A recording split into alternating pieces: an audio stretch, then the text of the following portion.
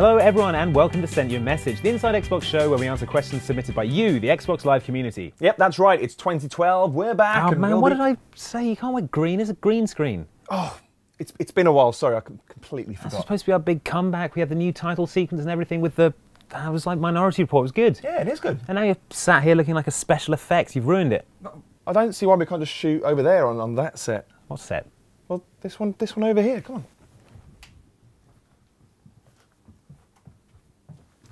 See? How long has this been here? The whole time, didn't you know? No, I didn't know. Why didn't you tell me this was here? We could have been shooting on this all along. I thought you knew and you just didn't want to shoot because of the old haunted mannequin over there. No, I didn't think that. Man, it's got lights, it's got a sofa. I mean, I thought the new intro sequence was cool with the... It was good. Yeah, that was good. Anyway, shirt problem solved. I guess we can go on the questions. Yeah, unless that mannequin gets us. That's me that's supposed to be scared of the mannequin, remember you said that? Oh yeah, with you. Right, question 1.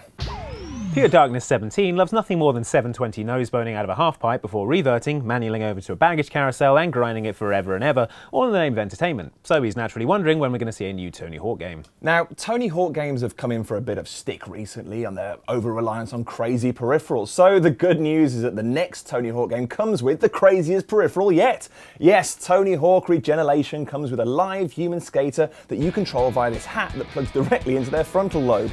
Every press on the 360 controller sends electrical impulses into the skater's brain, allowing you to control their movements via a series of button presses.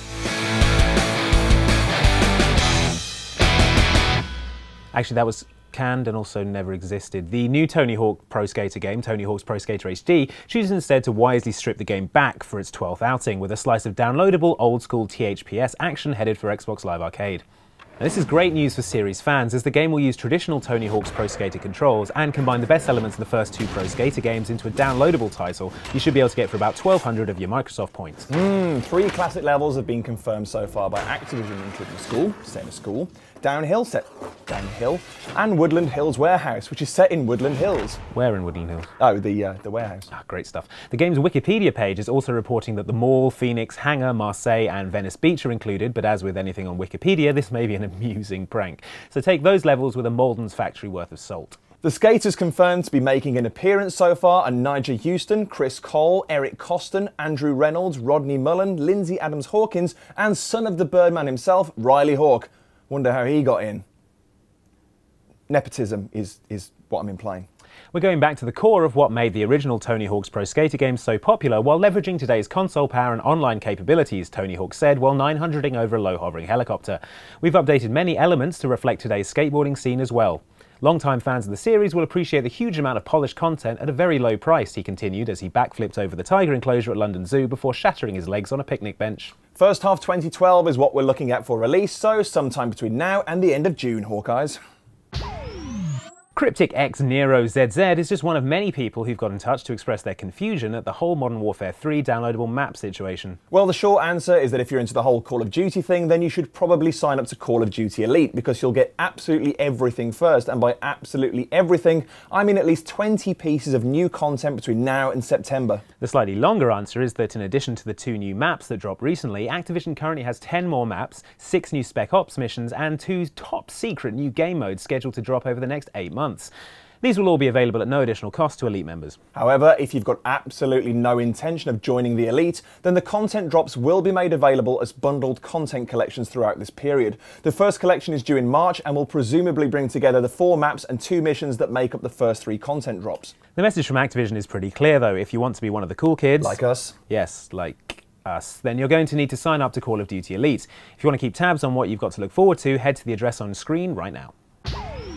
Fearless R6S is after more info on the latest game in the Hitman series, Hitman Absolutely. Absolution. Yes. Well, a bunch of new info on the new Hitman has surfaced since we last talked about it. This time around, Agent 47... Go on then, describe him without using the word bald or any synonyms thereof. The suited man. Yeah, harder than it seems, isn't it? Anyway, he's gone through with his most recent contract, killing his longtime handler at the international contract agency, Diana Burnwood. However, Diana's dying wish is for 47 to find and protect a young woman called Victoria, currently living in an orphanage. When he gets to the orphanage, 47 discovers he's not the only one after Victoria, as the place is overrun with thugs with sinister motives and a fondness for swears. This is pretty much all we know about the story at this point. The rest probably involves assassinating people though. Yeah, probably.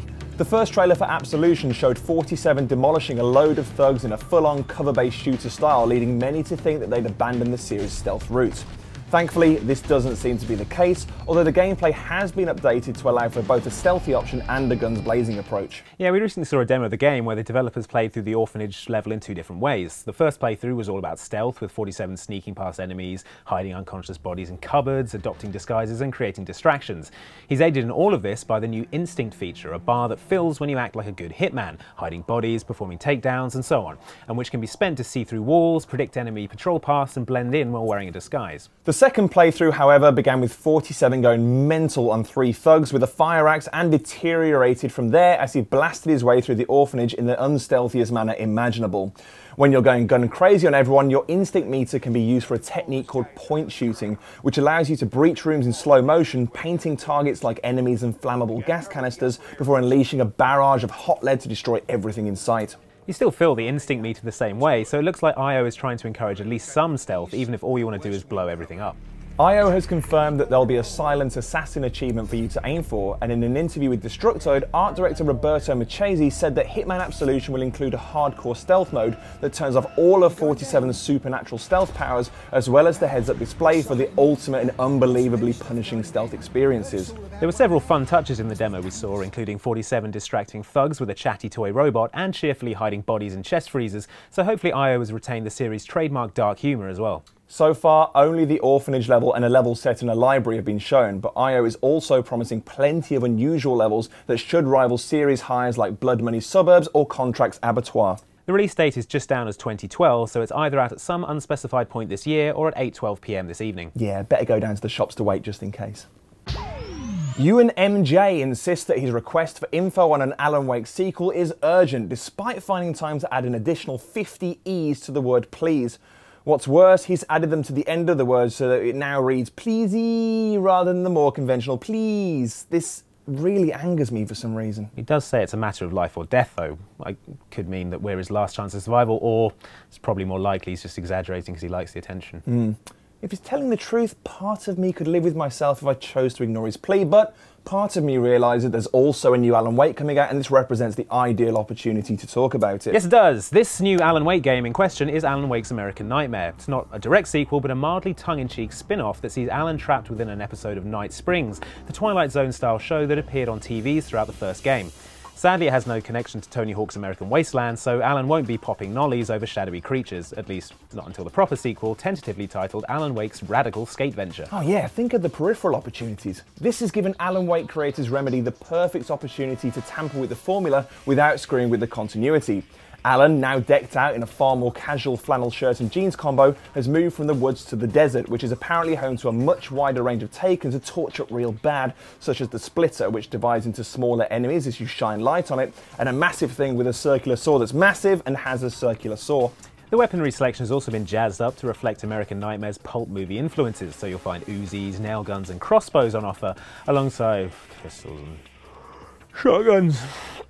It's pretty clear that Remedy is tipping the scale in favour of action this time around, as not only is there a new 5-hour story and more of Barry Wheeler's divisive comedy stylings to enjoy, there's also a full-blown arcade survival mode to get stuck into as well. Called Fight Till Dawn for quite literal reasons, it sees Alan attempting to survive against waves of Taken until sunrise. It's not a million miles from Horde mode, although the use of darkness and the tried and trusted light 'em up, shoot 'em down combat should give it a unique flavour. It also gives you an added incentive to play through the story mode and thoroughly explore the environment, as the manuscript pages you locate there go towards unlocking bigger, badder weaponry here. Perhaps the most surprising thing about the game is that it's headed for Xbox Live Arcade as part of the year's now traditional House Party season, which kicks off this month. Yep, no 4-year wait for you this time. Alan Wake's American Nightmare arrives on the 22nd of February for 1200 MS points, following Stealth Puzzler Warp's launch on the 15th and preceding the upgraded Quake mod Next Wiz on the 29th and Ubisoft's long-awaited I Am Alive on the 7th of March. In other exciting news, it's been confirmed that Kasabian's on the soundtrack.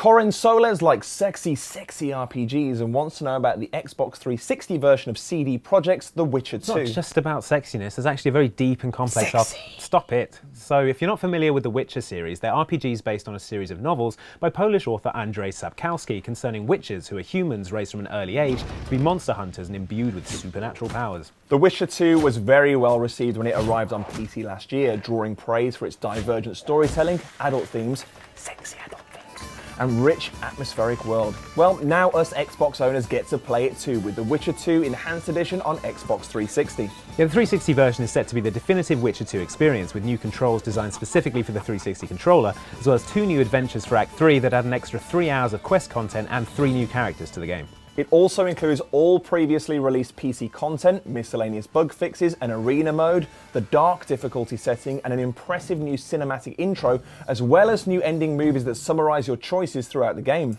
The Enhanced Edition is due out worldwide on 17th of April, and we've got interviews with the team behind the game coming soon on Inside Xbox to whet your appetite. Where's Inside Xbox again? It's a video channel, top right. Top right, gotcha.